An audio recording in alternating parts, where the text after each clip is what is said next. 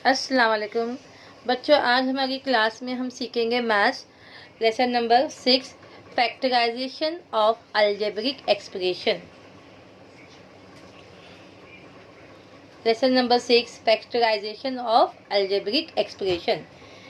Factorise करना हमने पिछली जमात में सीखा है बच्चों। एक रिवाइज क्विक रिवीजन लेते हैं। एक ट्राइनोमियल टर्म लेते हैं हम, क्वाड्रेटिक ट्राइनोमियल, और उसके फैक्टर्स बनाते हैं।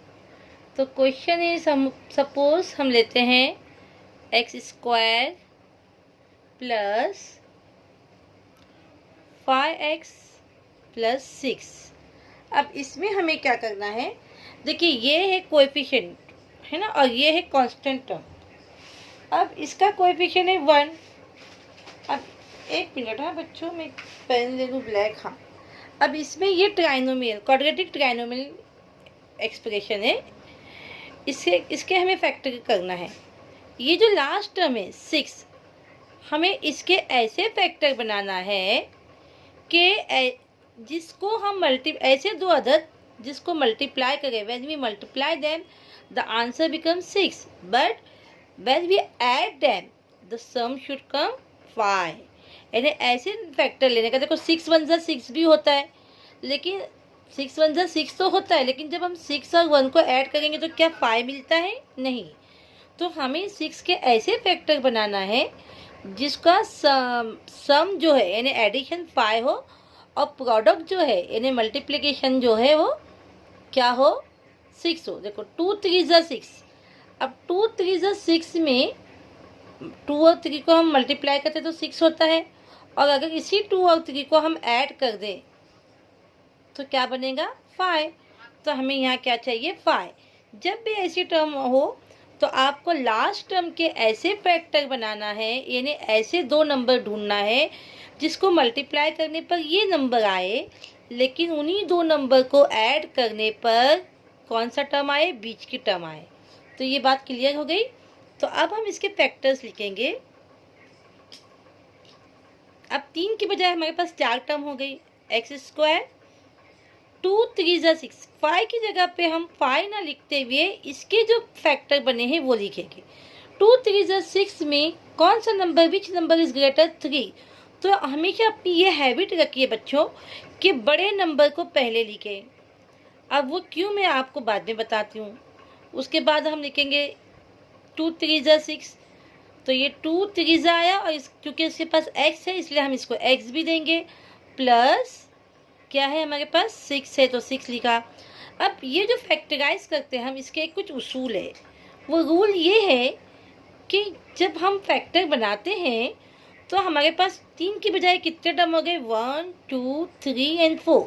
तो या तो चारों टर्म प्लस हो, या चारों टर्म माइनस हो, या 2 प्लस हो 2 माइनस हो। चारों टर्म माइनस वाले क्वेश्चन तो बहुत ही रेयर होते, बहुत दिखाई ही नहीं देते। चारों टर्म प्लस और दो टर्म प्लस 2 टर्म माइनस, इस तरह के होते हैं। तो ये टर्म का जो साइन है वो तो क्वेश्चन में जो थी वही है, प्लस ये टर्म की जो साइन है वो जो क्वेश्चन में थी वही है। अब सवाल है इन दो टर्म का। तो अगर यहाँ पे सबके पास प्लस है तो आंख बंद करके ये सब कोई प्लस में ही आएगा, ठीक है। अगर यहाँ पे प्लस नहीं है तो उसका तरीका मैं अभी आगे वाले क्वेश्चन में आपको बताऊंगी। और ये बड़ा नंबर पहले लिखने का तरीका ये था कि हमेशा हैबिट रखिए, जब फैक्टर्स बन के 2 टर्म आ जाएंगे, 2 नंबर आ जाएंगे आपके पास, तो उसमें से बड़ा नंबर इसकी जगह पे लिखिए और छोटा नंबर उसके साइड में लिखिए।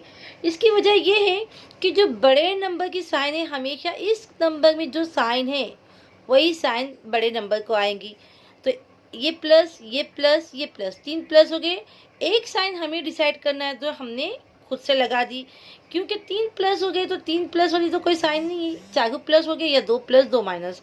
आसान तरीका ये है कि अगर प्लस में क्वेश्चन है तो तमाम टर्म्स जो है पॉजिटिव ही होगी, ठीक है। अब हम इसको कॉमन निकालते हैं। देखिए यहाँ पे एक्स स्क्वायर और यहाँ पर एक्स स्क्वायर का मतलब है यहाँ पे 2x है। ये मैं आपके समझाने के लिए बता रही हूँ। तो इसमें से और इसमें से क्या कॉमन निकलेगा? x कॉमन निकलेगा, उसको हम बाहर निकालते हैं। इस एक्स स्क्वायर में से एक x और यहाँ 3x में से एक x मैंने यहाँ निकाल दिया। अब ब्रैकेट के अंदर क्या बचा, only 1x, then plus, then 3. This x we have taken outside. Okay, now come to this point. अब यहाँ देखो, यहाँ तो तुम्हें कुछ कॉमन दिखाई ही नहीं दे रहा है, लेकिन जरा ध्यान से देखो बच्चों, इस 6 के जस्ट नाउ अभी हमने फैक्टर बनाया। ओके, तो क्या फैक्टर थे इसके, 2 3 यानी इसके अंदर 2 भी है और 3 भी है। तो देखो this 2 and this 2 we will take it out. Sign plus है तो आसानी से प्लस लिख के 2 बाहर निकाल दो, then put bracket, what is remaining here, x, then plus, then what is remaining here, 3। अब हम इस 6 को भूल के इसको देखेंगे, ठीक है। अब देखो जो फैक्टराइजेशन में हमेशा ये 2 ब्रैकेट ऑलवेज हमेशा ये मतलब कॉमन होनी चाहिए, एक जैसे होना चाहिए। अगर तुमसे गलती हुई होगी कॉमन नहीं हुए तो समझ जाना तुमने कहीं कुछ गड़बड़ की है। अब ये 2 ब्रैकेट कॉमन एक जैसे, इसलिए मैं इसको एक दफ़ा लिखूंगी और ये दोनों को मैं एक ब्रैकेट में लिख दूंगी, ठीक है। तो ये आंसर बना इसका x + 3 and x + 2 is the factor of x² + 5x + 6, ठीक है। अब हम आते हैं एक्सरसाइज और प्रैक्टिस नंबर, अच्छा प्रैक्टिस नंबर 6.1 पे आने से पहले एक माइनस वाला सम हम कर लेते हैं। चलिए अगला क्वेश्चन होता है हमारा, देखते हैं 2x² - 9x + 9। अब यहाँ पे तो देखो इस क्वेश्चन में इसके साथ तो कोई भी टर्म नहीं थी, है ना। इस स्क्वायर टर्म के साथ कोएफिशिएंट में क्या था, यहाँ कुछ नहीं है, कोएफिशिएंट क्या है, 1 है। What is the coefficient, 1। What is the coefficient, 1। But here this square term has coefficient, what is the coefficient, 2। Okay, तो जब इस तरह हो तो हमें क्या करना है, अगर ये ऐसा होता तो हम क्या करते हैं, इसके फैक्टर बनाते हैं। लेकिन जब कोई स्क्वायर की टर्म के साथ कोएफिशिएंट हो तो हमें इसका इस कमान जब यहाँ स्क्वायर टर्म के साथ कोएफिशिएंट हो तो इस कोएफिशिएंट को हम इससे मल्टीप्लाई करेंगे कांस्टेंट टर्म से। तो कितना होगा बच्चों, क्या करेंगे इसको मल्टीप्लाई, 2 9 ज़ा 18। अब हमें क्या समझना है, हमें समझना है कि ये 9 नहीं है बल्कि 18 है। अब जिस तरह हमने यहाँ 6 के फैक्टर बनाए थे इस तरह अब हम यहाँ 18 के फैक्टर बनाएंगे। कैसे फैक्टर बनाने हैं हमको, 18 के ऐसे फैक्टर बनाएंगे जिसको प्लस करने पर 9 आना चाहिए। इस साइन को देखना है, इस साइन को नहीं देखना है। We should make the factor of 18 like this. When we add the number, the sum become 9.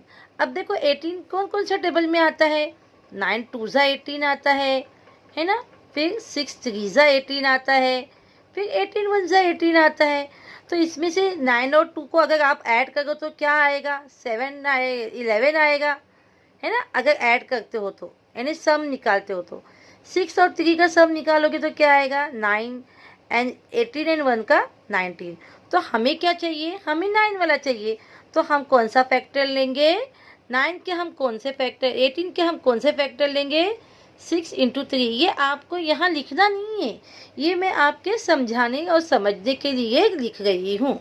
Okay, तो अब हम इसको क्या कंसीडर करेंगे, it is not 9 but it is 18 and what is the factor, factor is 6 × 3 ना। अब लिखने का तरीका देखेंगे, मैंने क्या बताया था अभी, पहली टर्म जैसी है वैसी ही उतरेगी।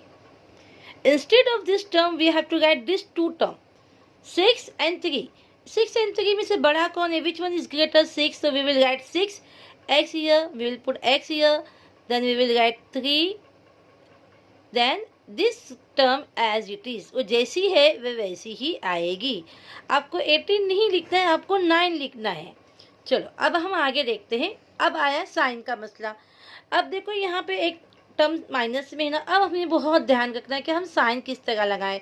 मैंने क्या बताया था अभी आपको, या 2 प्लस या 2 माइनस या 4 प्लस, लेकिन 4 प्लस का सवाल यहाँ पे नहीं आता बिकॉज ये 1 टर्म इज नेगेटिव।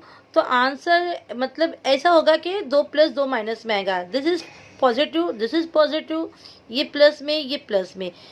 मैं what I told you give this sign to the greater number, which one is greater, 6।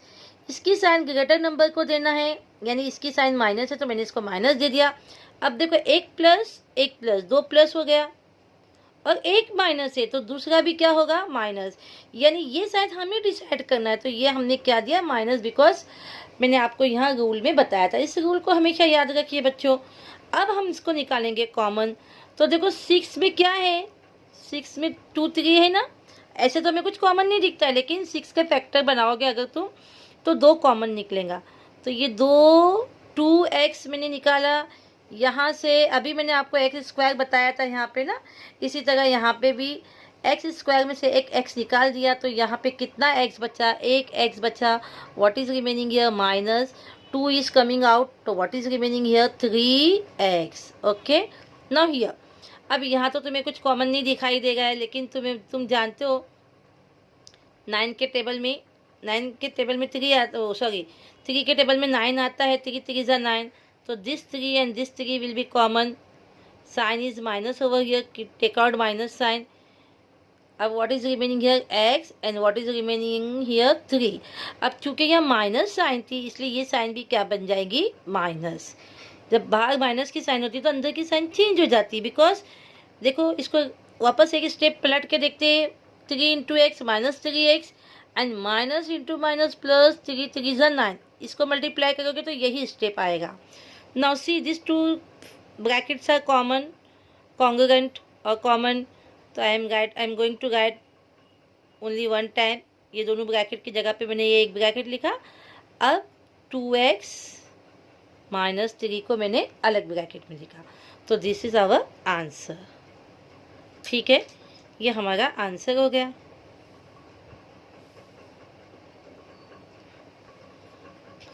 x minus 3 and 2x minus 3, यहाँ पे ये हमारा आंसर हो गया। अब इसके बाद हम आते हैं प्रैक्टिस सेट नंबर 6.1 पर। अब इसके लिए मैं अगला वीडियो भेजती हूँ। ठीक है बच्चों।